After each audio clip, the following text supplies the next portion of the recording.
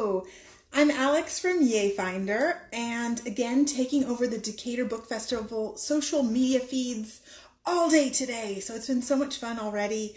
Had four great interviews that if you're on IG, you can look at the stories and still see them there. Also, we're posting them on Facebook. Very excited to be joined by another YA author here at 2 o'clock. And so she should be joining any minute. But while she is joining, we'll tell you a little bit more about why I'm taking over the Decatur Book Festival social media feed. We're launching a teen writing challenge at YayFinder. So yayfinder.com. Teens that are 13 to 17 can sign up starting today. And there's no limit in terms of genres. We really want kids feeling like they want to, express themselves during this time. And they will receive, over the course of signing up, they'll receive a number of videos from authors providing on writing. And then the team that's selected at the end will actually be able to be featured on YATL Live, which is awesome. Hello! Hello! How are you? Good, how are you doing? Good. I love these earrings that you have. The gold hoops have been in my life in one form or another, like since I was a teenager. Yeah, oh man, we should have coordinated. I should have got my gold hoops out. Okay. How are you doing? Good, chilling at home, trying to make the most of it like everybody else. I feel like I'm finally, finding a groove with homeschooling and, we're going to be here for a little bit, seems so, trying to find the groove. Yeah, you know what? I've started, the way that I sort of think about it that personally makes me feel a little bit better just about being sort of homebound with my son and my husband and everything is I sort of think about it like we're in this international space station where you get these deliveries, let's say once a week, because we've been sort of going to the grocery, having some stuff delivered maybe once a week. So you get like a supply shipment. And then we do once a day, we do a walk around the block with our dogs. And that's how I think sort of going into space and like tethering, you see in movies. Okay. The movies, how they go out, it's like this big ordeal. They can't stay out that long. It's like it's an adventure. We're on That's space. great. That's great. Who knows? A couple weeks from now, I might be feeling like, no, that's crazy. I need to get out of here. But anyway, yeah. At least it seems like we're all sort of settling into a groove. So. Yes. Yeah. So what are you reading right now? Do you have time to read anything? Yeah, I'm reading Zadie Smith's her Grand Union stories. I'll hold up her yeah. And so I just started it actually this past weekend. Well, I read maybe one story like a couple of weeks ago, and then I found, because I needed something kind of uplifting, so then I shifted to Ross Gay's The Book of Delights for a little bit. Just to, it kind of encourages you to find delights and little moments of joy. And so I feel like I needed that. And so now I'm back to this. So, yeah. I love White Teeth. I recommend that to everybody. Although it's one of those stories where you can't really describe it. It's like families and they're, and then I read another one of Zadie Smith, so now it's not coming to time. But she's an amazing author. Time. I read pretty much everything. And White Teeth, I remember reading that at a time when I had just quit law school. And before then, I didn't do a lot of reading for pleasure because like all of my reading was done really for academic purposes because I was like on a straight and narrow path. But then I read White Teeth, and it was one of the books that really inspired me to start writing. And so I've been connected to Zadie, she doesn't know it, but, we have a really strong connection. Well, if she follows Decatur Book Festival, maybe. Okay, so maybe. Yeah. Okay. Yeah. No, she's an amazing author. Amazing. So, yeah. So let's talk a little bit about your books too. Okay. So, yeah. Yeah. So why don't you tell us sort of what you've written, the couple books you've written, and then if you're working on anything now. Okay. Well, my first book, it's behind me. It's right here. Calling My Name. It came out 2017, and it followed Taja, who is beautifully illustrated here by Vashti Harrison. It followed Taja on her spiritual journey. She grew up in Houston in a super religious home, and it's her kind of figuring out her own sense of spirituality, and also, you know, just coming up against double standards with between boys and girls, and a lot of the teenage issues. So that was her journey. And then my latest book, All the Things We Never Knew, is a dual POV YA romance between two, Carly and Rex here, and which is, this book is illustrated by Love is Wise, and I love the cover. But they are two Houston area basketball stars, and when they first meet, they think they are like destined to be. They are like, oh my gosh, this is it, like this is all I ever need. But then they realize they're both going through family issues, and then they kind of realize, hey, we have to deal with our own stuff individually if we want to make this work. Rex is like an only child. His mom died when she was giving birth to him, and his dad hasn't spoken to him a lot since. And so he has a lot of hurt to process. But he also loves nature, and he connects to nature, and he feels like he connects to his mom this way. So it's also a really beautiful part of the book. I love Rex because he is such a sensitive, tender boy, and I love seeing that and offering that to this YA space, because you don't see that a whole bunch. And he is just, you know, he is, his heart, he's just open and ready for love. Carly, she's going through a lot. Her parents are getting divorced. She has no reason why, and she's trying to figure that out all of a sudden. And her brother and her have to decide who they want to live with. And also, she hates basketball. She's very good at it because her dad has made her play since she's been little, but she hates it. And I'm sure like so many teens can relate to that. Your parents pressuring you to do certain things. I know I played in basketball in high school and I hated it. So anyway, she's trying to, you say what? I said I had that with piano. Oh, piano. Oh, but are you glad piano is like, I would love to be able to play an instrument now. No, not really. Sorry, I interrupted. Yeah, but yeah, so it's like they both kind of have to deal with their little things, but and so it's a book about not only their love journey, but like a self-love and healing. So yeah. You know, something that's interesting too, that is maybe a little bit of a tangent, but I think you might find interesting, is, you know, Olmsted, who designed Central Park.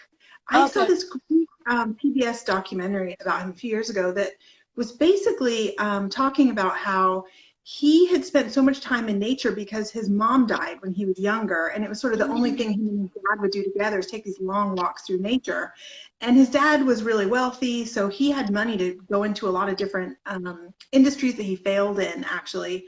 And then someone who was a friend knew that he knew that terrain of what would become Central Park really well, because he was so into nature and these long walks, and he felt like that was so important for him and pivotal as he was growing up and dealing with that grief from his mother.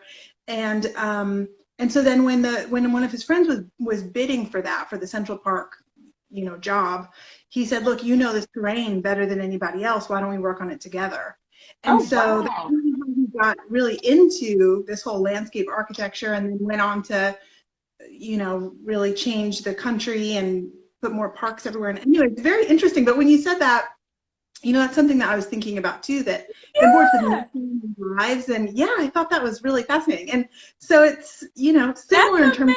amazing. I love that. I'm gonna have to look that up. Yes, I'll look for that documentary on PBS, and I'll ping you with it, because it was really fascinating. Yeah, and Rex, he actually wants to be a landscape architect after he, you know, after he plays in the NBA.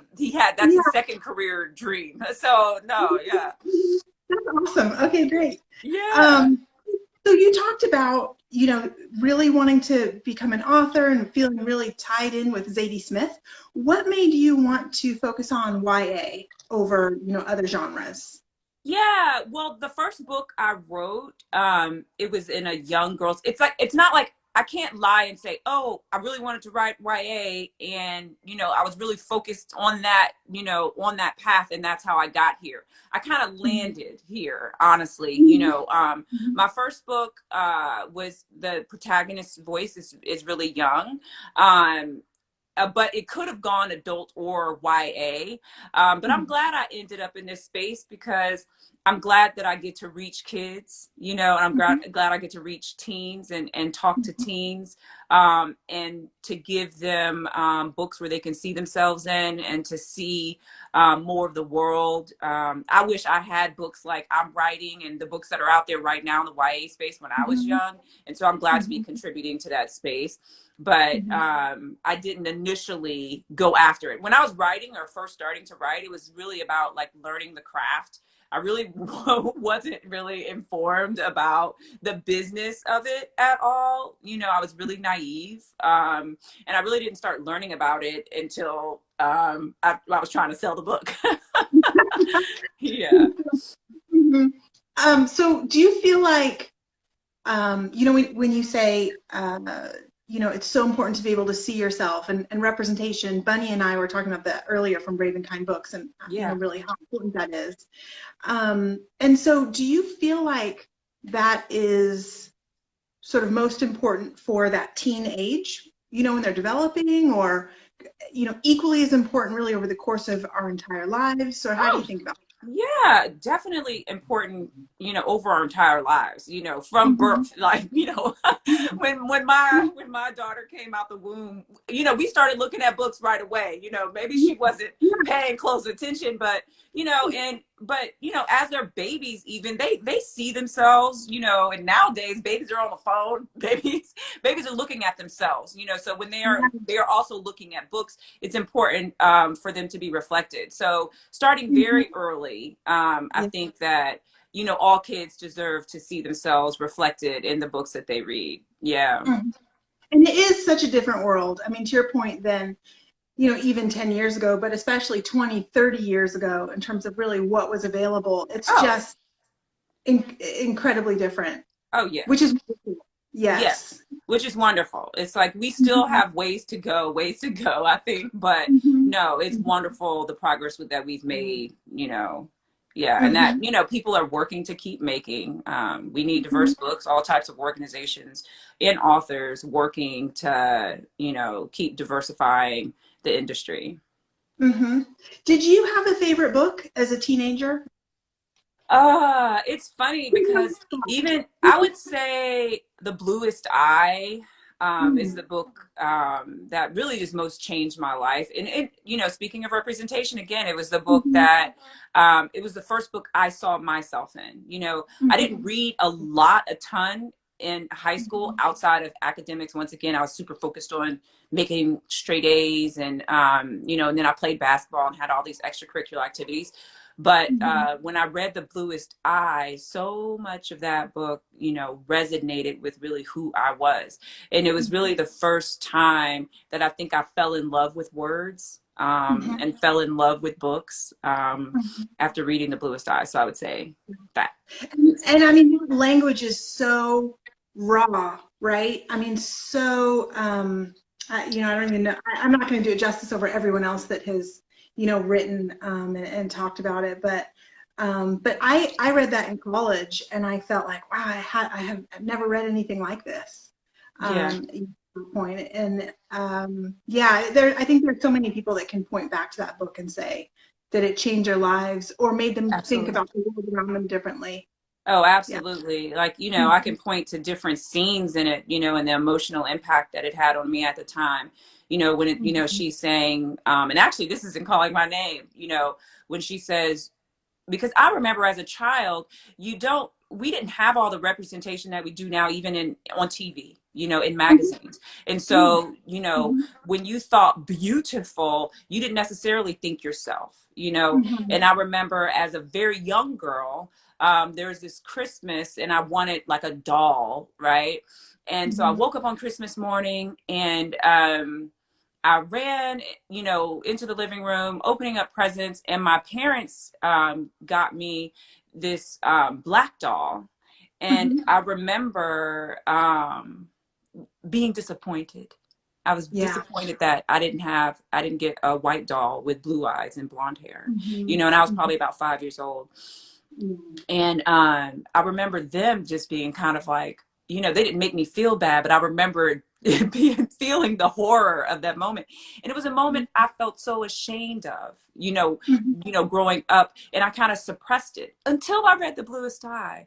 And then she Mm-hmm. has a moment where she's saying, you know, when you see in the magazines and in the shops and so this is their definition of beauty. This is the beauty definition of beauty that is being fed to you. It took away that shame for me, because I was like, this is not, I didn't, I learned this kind of internal sense of what was beautiful from somewhere Mm-hmm. else, and so Mm-hmm. I don't have to be ashamed of it. I can let it go, Yep. Mm-hmm. and so so many powerful moments when reading that book, but certainly that was one of them. Yeah. Thank you for sharing that. It is so true, and I think it's so important for all kids. And I feel like, especially, when people get to be in that teenage age, that time frame, that you do start to really understand sort of all the pressure, all the sort of implicit bias that you've developed, even to your point, towards yourself and your expectations for how you move through the world, and to be able to have someone or literature that can open your eyes up to those things. Oh, totally. Because you can think like, oh, this is just how I think, or no, it's like you are being fed things constantly on a daily basis. Like, what you Mm-hmm. consume, and what you Mm-hmm. take in is Mm-hmm. influencing, how you think and what you believe and all of that. And none of us Mm-hmm. are above influence. Like we all are influenced, and so it's important what you do feed yourself. And the things that you do feed yourself, hopefully in books, they're broadening your perspective. They are,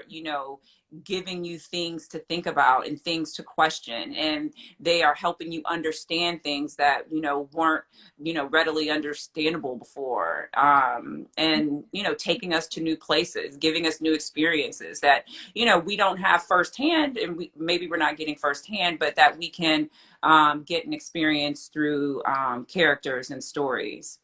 Mm-hmm. Yeah. Mm-hmm. So yeah, completely agree.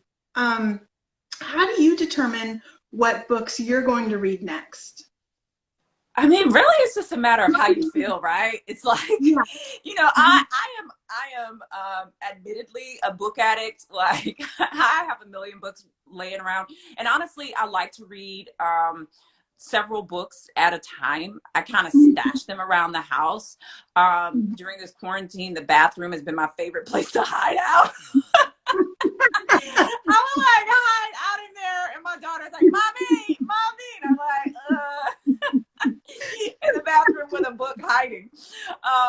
But I like kind of like to keep them stashed around the house and to pick them up, and some of them offer different things. Like I usually have a book of poetry, or and it's just usually what I feel like reading at the time. There's no special way that I choose what I'm reading. It's just like what I feel like. Oh, this, I may pick it up and read through it and like, nah, not right now. Okay, then go on to the next one. Yeah, this. Yeah. Where do you get your ideas for your books? Because I know, based in Houston, Yeah. basketball, I mean, there are parallels to your life. Do you feel like, most of your writing really is coming from some of your experiences? Oh, yes. I will admit, I steal a lot from my life. And it's not the stories that I steal, but it's the emotions that I feel. Writing for me is definitely a way to process the things that I've lived through.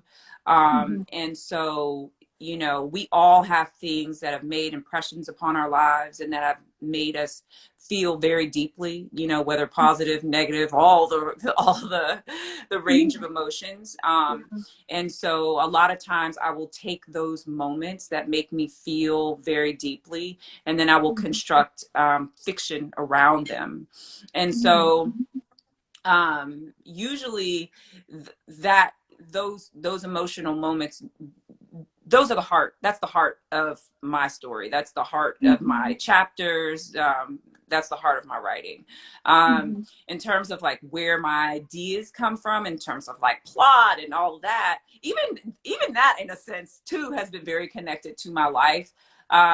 But a lot of times it's like to arrive at that, you know, I have little notebooks that I go through and write and write and write, trying to come up with ideas. And obviously, if you're going to write a book, you have to spend a lot of time with that book. And so it's something that you need to really want to write about. And so it's a big commitment, you know, and so I'll write in a notebook for like, you know, I'll fill 3 notebooks up trying to come up. The last book, All the Things We Never Knew, I feel like I've filled up 3 notebooks trying to come up with ideas for it. Or I'll write. So I always start in notebooks and I'll write and I'll start writing. I'm like, no, that's not good enough. Or no, I don't like it enough. I don't love it. And then, you know, I'll, you know, dismiss it and go on to the next one, you know, and so it could take months to really come up with an idea for a book. Yeah.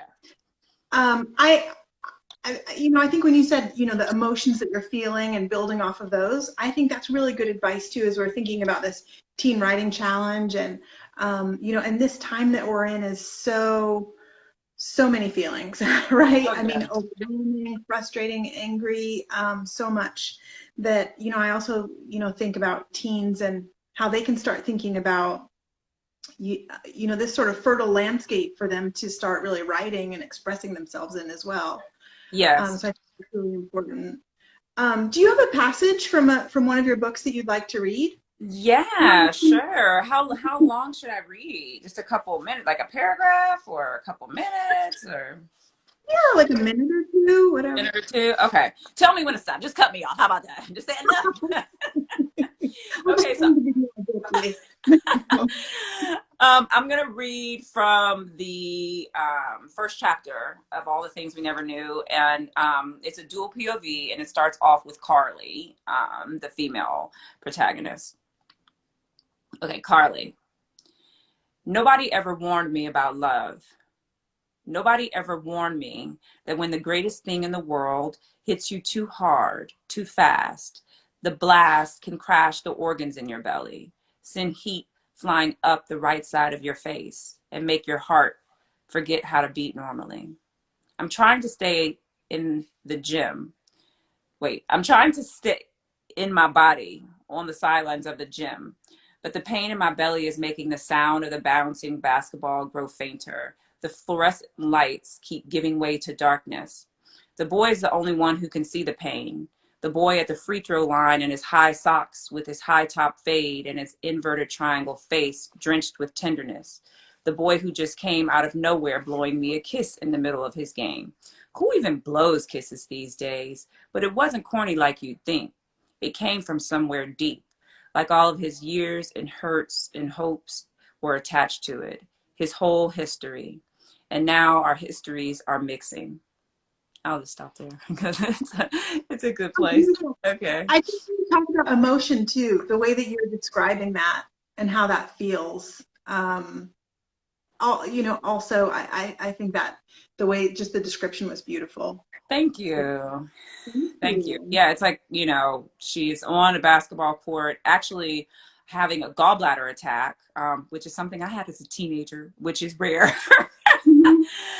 And so, and at the same time, Rex is on the basketball court, and Rex usually blows his mom a kiss at the beginning of a game. So at the same time that she's starting to pass out, he's blowing a kiss to his mom, which she's mistaken. Oh, this is for me.